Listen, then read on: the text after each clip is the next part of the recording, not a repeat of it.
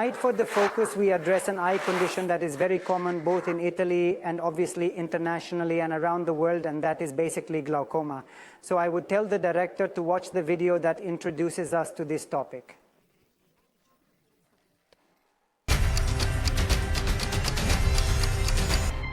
A dangerous eye disease characterized by an increase in pressure inside the eye, intraocular pressure, which over time, if not restored to normal values, can create irreversible damage to the optic nerve, with a progressive narrowing of the visual field, and again, if left untreated, can lead to actual blindness.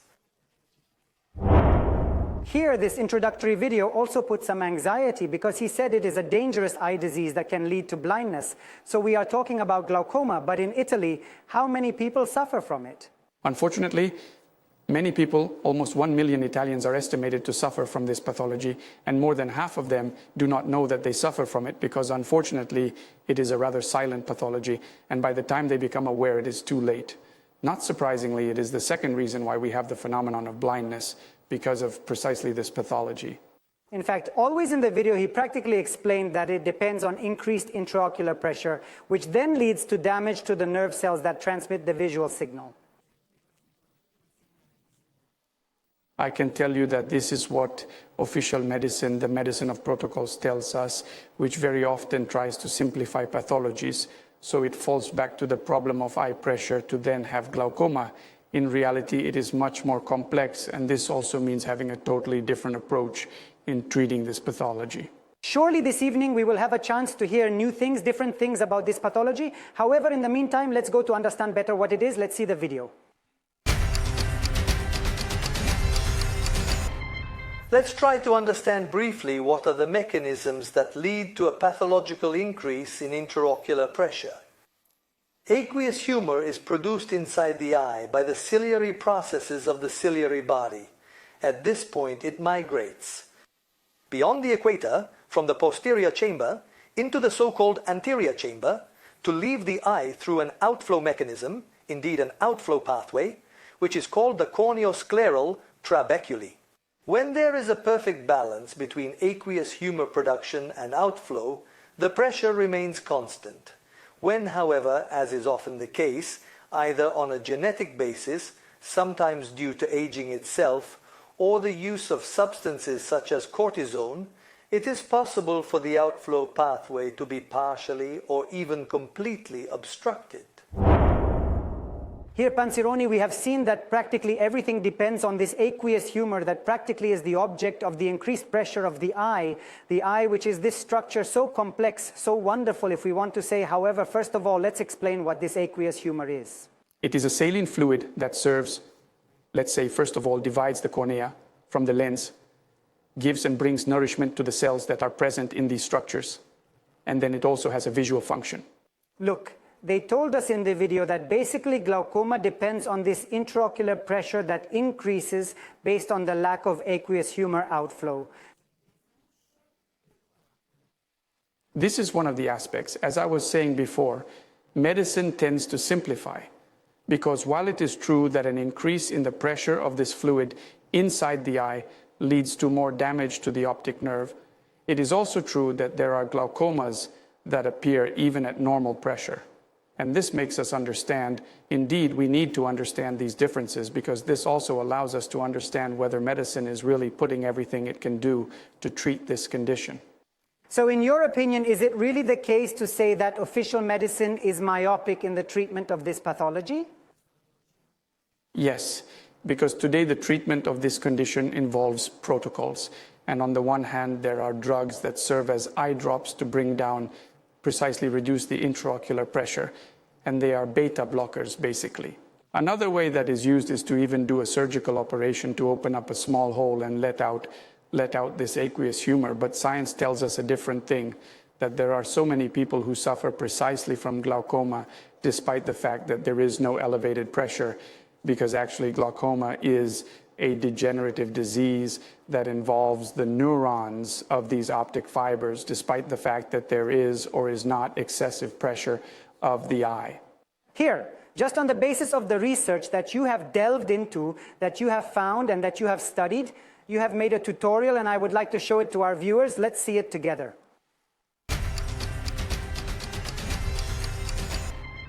Glaucoma is characterized by damage to the optic nerve and may or may not occur in the presence of excess intraocular pressure induced by altered aqueous humor.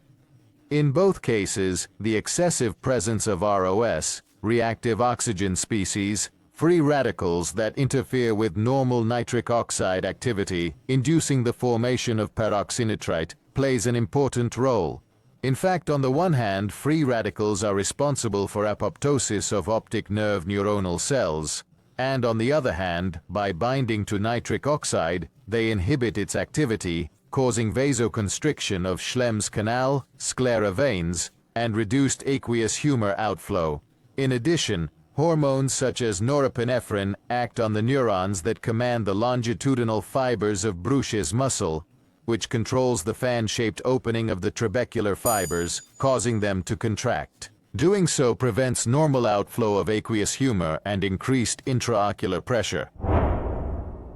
That's it, Panzironi. Then the video was very explanatory. However, I wanted to ask you one thing. Basically, the video refers to the presence of free radicals that on the one hand practically induce the death of optic nerve neurons, and on the other hand instead increase this phenomenon of increased intraocular pressure.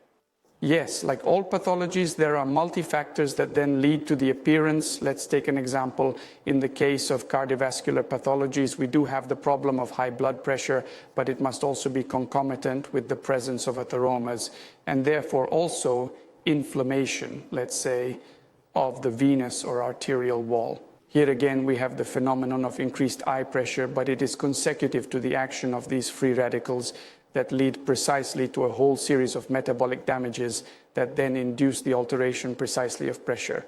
Then it is obvious that an eye already weakened and damaged by an excessive presence of free radicals can be more damaged by a pressure that creates a further mechanical stress towards precisely the nerve fibers of the eye.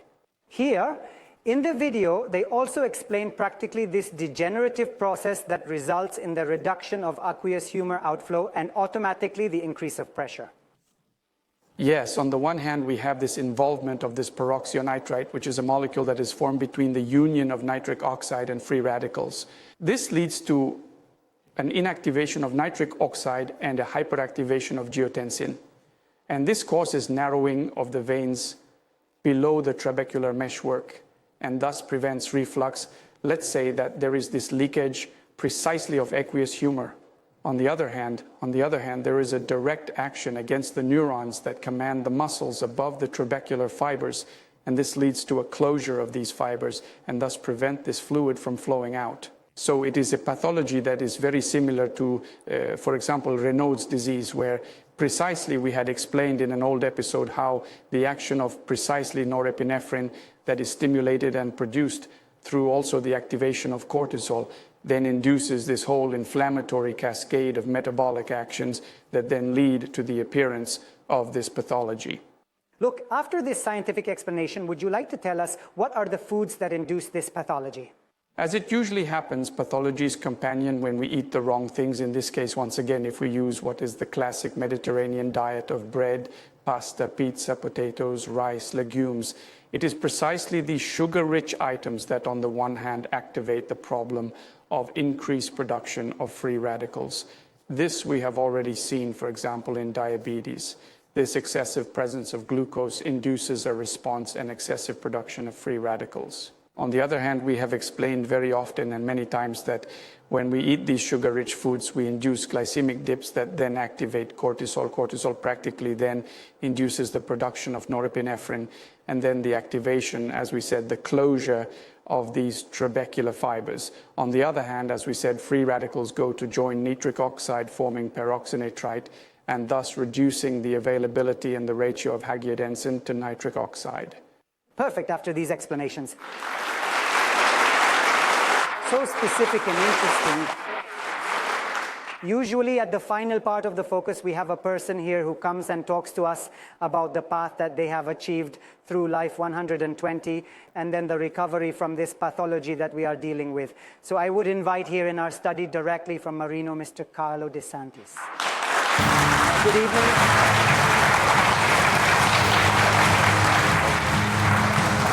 Good evening, welcome. So there you have it. Mr. De Santis, immediately you were suffering from glaucoma simplex for several years. Yes, that's right, since 2008. Since 2008, how had he been diagnosed? Doing the frequent eye examinations every year, I did one, and then in 2008 at the umpteenth eye examination, I was found to have an intraocular pressure of 22 to 23. And so from that time, I became a person with glaucoma. Of course, because obviously it was out of range, this kind of pressure. Is it true that glaucoma occurred after the appearance of various inflammatory conditions? Yes, that's right. And that year was also the year when I found an increase in many diseases, for example, such as arthritis, rhinitis, and other diseases, and then also glaucoma. Look, you then, once you got this news, you started to follow a therapy. Exactly what kind of therapy was it? I was prescribed a medication, an eye drops to be inoculated into the eye every 12 hours. So in the morning and evening, I would put this medication in and keep to the low eye pressure. Look, is it true that this eye drops had very important side effects, even painful? Especially annoying because apart from the fact that they created burning, but they also created problems at the prefacial level, so a rhinitis, soreness of the eye sockets, and especially in the evening with the eye a little tired, maybe a little inflamed. When I was inoculating this eye drops, it was as if I was being pricked with thousands of pins, so just a very painful and unbearable thing. Is it true that during the day when you had obviously already inoculated the eye drops, you would feel the eye as if it was anesthetized? Yes, this was also what the doctors told me, because I said that I felt the eye a little strange, a little peculiar, and they told me that precisely this drug can anesthetize. So with my work, for example, if a foreign body jumped into the eye, I was not able to detect it. And often I also caused injuries in the eye as well, because clearly by going to rub, I created damage. You then, however, remained in treatment at a right ophthalmic center, following all the tests you had to do repeated over the years. In the visual field and eye examinations. Then he started following Life 120 when this happened. It happened in 2017, specifically in a really ironclad, let's say, disciplinary way. I started it in August, September 2017. After you started the Life 120 lifestyle, you obviously showed up again at the visit. So from September to December always of 2017, I had the next eye examination, and in that case, believing that I might have had some improvement because I had seen effect on other things, I went in without putting the medication for 2 days, and still they found always optimal and low blood pressure. In fact, I had it at 16.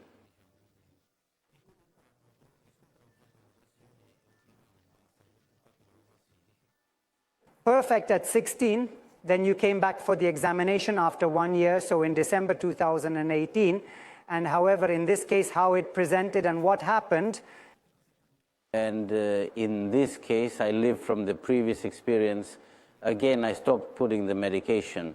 However, let's say a week before I stopped the medication, I went for examination, and in fact, they found my blood pressure at 17, however, still in the range. Within the range.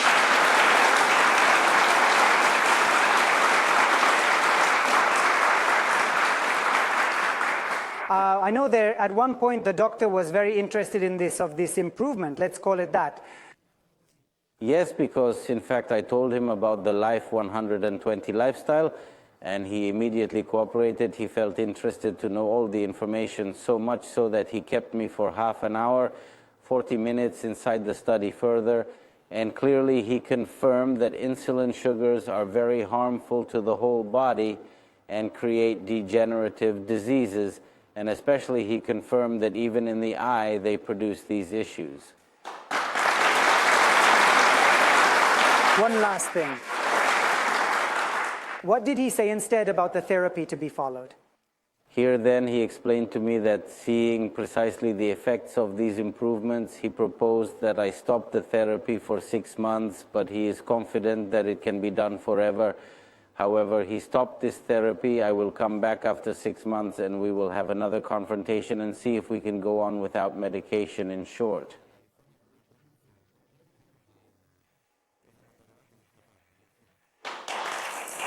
Sounds like very good news to me. I thank you for being here.